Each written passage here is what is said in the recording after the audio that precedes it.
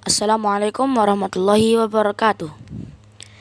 Hello friends, my name is Mirza Madib Nubahari. I am from GKSCP 1.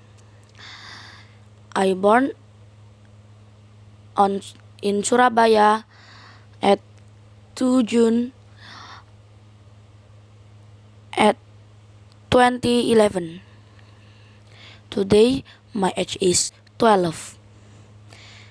I live with my family in Bluru Kidul Sidoarjo in Bukit Resident 2. And today I will tell about lunar eclipse. First, I will describe about the orbit of Earth. All planets in our solar system follow an elliptical path. This path is known as an orbit. Earth's orbit is not a perfect circle.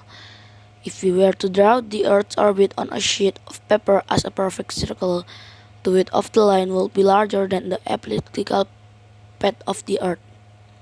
The Earth's orbit takes about 365 days. This is also called a year. This means that in 365 days or a year, the Earth has gone around the Sun. From this, we can find that the orbital speed of the Earth is about 108,000 kilometers per hour through space. The closest distance Earth is to the Sun or perihelion is 146 million kilometers or 91 million mil. And the farthest or aphelion is 162 million kilometers or 94 million mil. It takes light or any other electromagnetic radiation just over 8 minutes to travel from the Sun to the Earth. This averages out to a typical distance of 150 million kilometers. As the Earth orbits the Sun, there is thing that orbit Earth too. It is the Moon. The Moon is the satellite of the Earth. It is move around the Earth. Then I will explain about the function of the Moon for the Earth. First, the Moon helps stabilize planet Earth's climate. The second, the Moon helps influence planet Earth's tides. The third, the Moon helps to illuminate the dark night. And the fourth, the Moon helps astronauts get to outer space.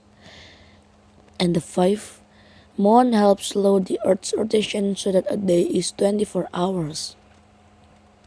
And the last, the Moon helps stabilize Earth's axial tilt. After the benefit of the Moon, then continue to the Moon movement. From your astronaut's viewpoint, you can see that the Moon is an average of 238.855 miles from Earth, or about the space that could be occupied by 30 Earths. It travels around our planet once every 27.300 to 22 days in an elliptical orbit.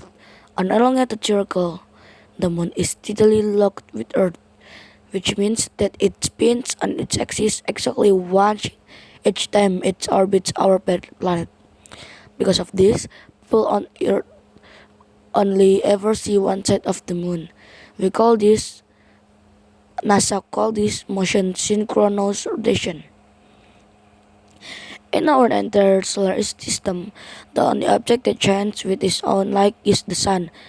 That light always beams onto Earth and Moon from the direction of the Sun, illuminating half of our planet and in its orbit and reflecting off the surface of the Moon to create moonlight. Like the Earth, the Moon has a day side and night side, which changes as the Moon rotates.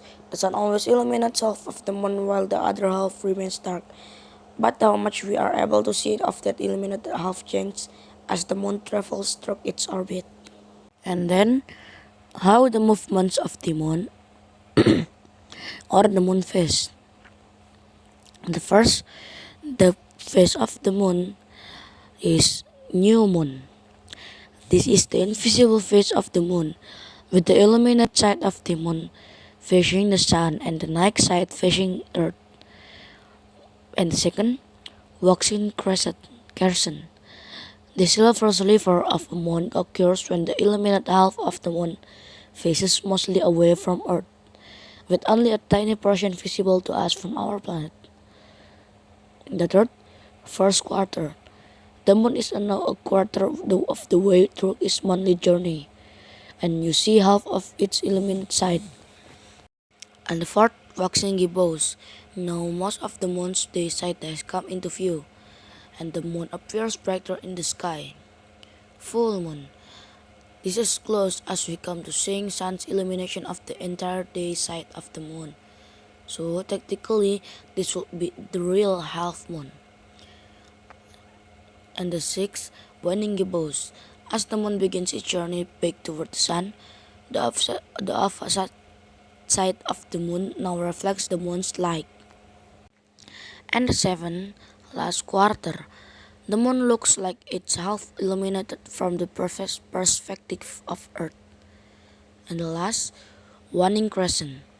The moon is nearly back to the point in its orbit where its day side directly faces the sun, and all that we see from our perspective is a thin curve. In the moon movement, there is no moon phase but also lunar eclipse. Lunar eclipse is when the earth, the moon, the earth and the sun is in the straight line, and the earth is block the rays from the sun to reach the moon. Lunar eclipse is divided into two parts. It is total lunar eclipse and partial lunar eclipse. The total lunar eclipse occurs when the moon is the umbra of the earth. It is like the shadow of the earth, so that there is no sunlight that that can reach the moon. But the color of moon become red because of the sunlight want to reach the moon and must pass through the atmosphere, and the red color is the most biggest color, so that the red color can is affect to the moon.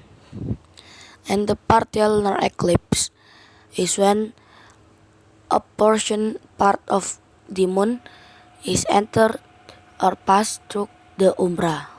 It is called partial lunar eclipse. Lunar eclipse can happen twice a year. It is occurs when a full moon. Thank you. It is all for me today. And wassalamualaikum warahmatullahi wabarakatuh.